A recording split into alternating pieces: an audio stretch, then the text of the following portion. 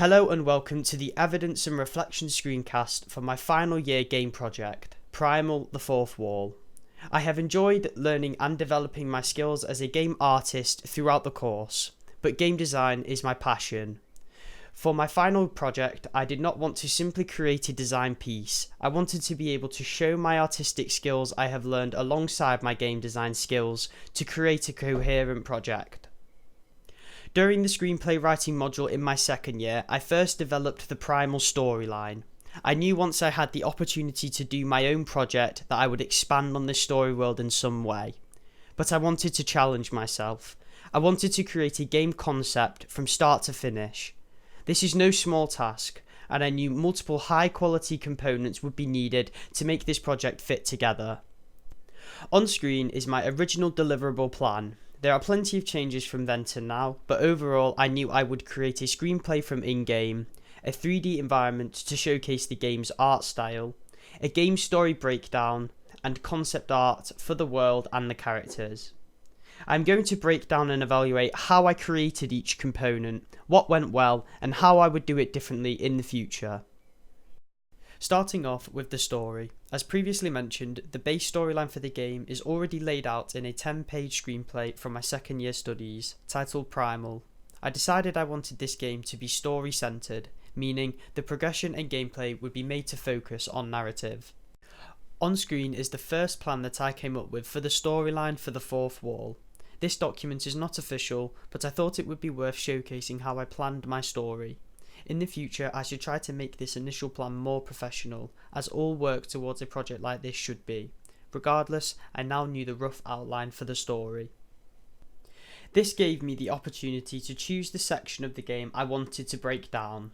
This was important, as the section I wrote the screenplay for would also be the section I would base my 3D environment on. Creating the gameplay and story breakdown allowed me to choose Hulpis, a vivid and story-critical area of the game world. This process taught me the importance of planning. Without planning the entire story, I struggled to write a coherent screenplay, let alone design gameplay. However, once my story and gameplay breakdown was in place, I wrote the Arrival at Hulpis screenplay, which is available on my website.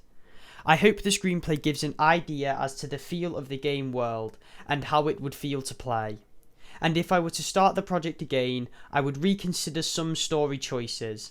With reflection, there is a lot going on at once, and it may be a little bit overwhelming at times.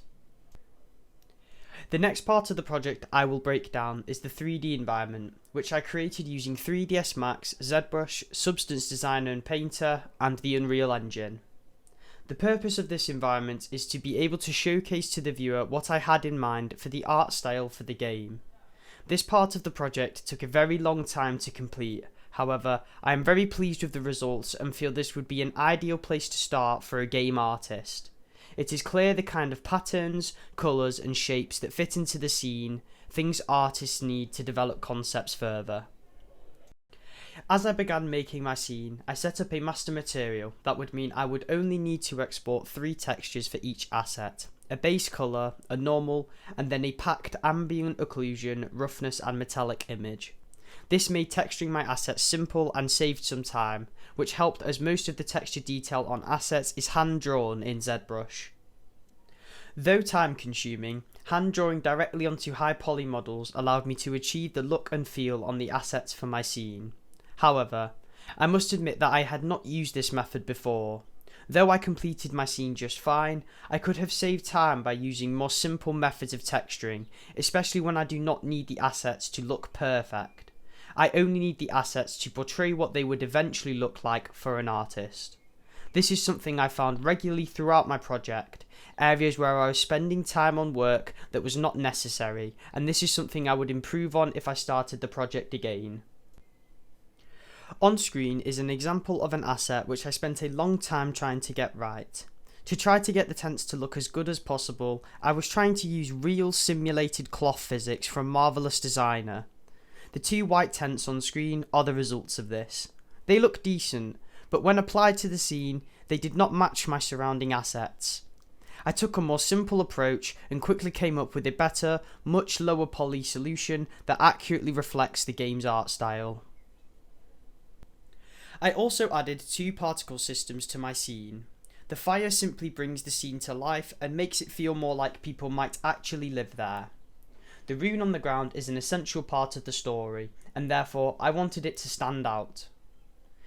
I think that the 3D environment was a great success overall. I am very pleased with the final video and how I portrayed the art style I had in mind at the start of the project. Making this scene also made me realise the difference between making a scene to look perfect and making a scene to give a message. Hopefully, I have achieved the latter with this part of the project. To aid visually alongside my design documents, I created 2D artwork of the world of Tehran. I hope this piece of art helps people to visualise the continent and its biomes, and helps to understand the path the heroes travel, as well as the areas they play in.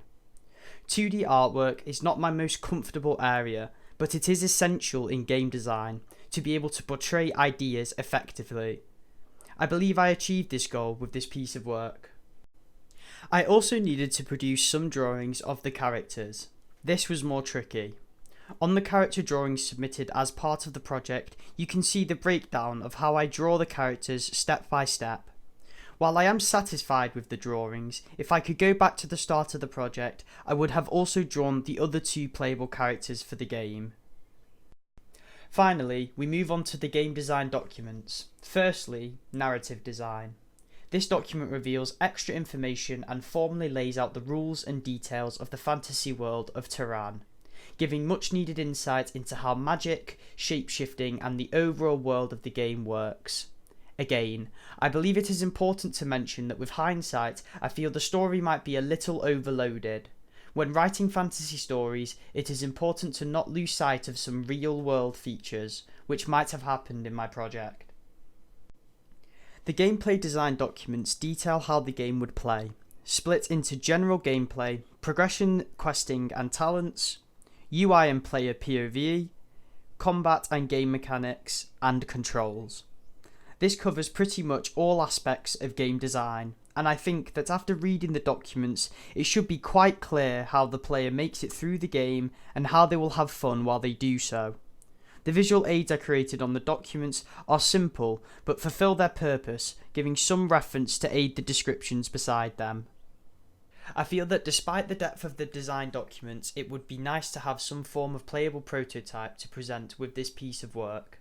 This is something I would consider allocating some time to if I were to do the project again. The character design sheets are the final piece of the project, highlighting the actual specific abilities for each character, and how they develop throughout the game as the player gains levels. This is one document that I would not change. More work on this would be unnecessary, as I believe I have accurately given information on all necessary features, as well as an indication as to how each character looks. In conclusion, I am very pleased with the outcome of the project. I showcased the skills I have learned and honed over the past few years and combined them to create an in-depth game concept. I would hope that if I were to pitch the game to a company or individual, that they would understand the game, its features and its story. To improve the project, I should try to revisit document formatting. Professional documents are more clean than mine and with more visual aids. Similarly, I feel a playable prototype would have been a fantastic addition to the artifact to give a sense of what gameplay would really feel like. Thanks for listening. Head over to my website to see the full project.